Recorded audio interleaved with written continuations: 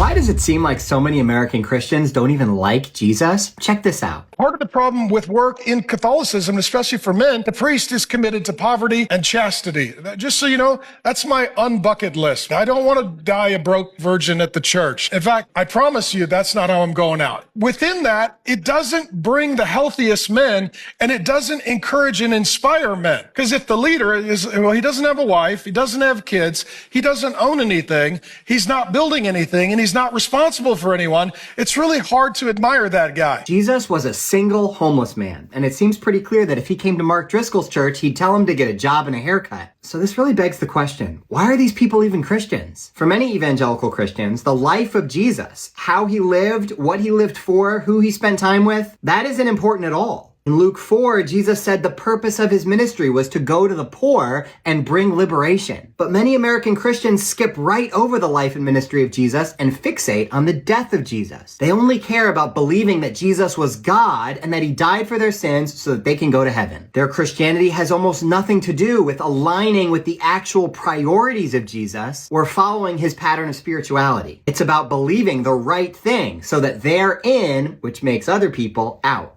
In other words, being a Christian often just becomes a cultural marker, a way to exclude others. They're not really worshiping Jesus at all. That would mean imitating him. They're worshiping the sense of superiority they feel from being on the team that has all the answers. Unfortunately, for white Christian nationalists, Christianity isn't really about spirituality, it's about supremacy.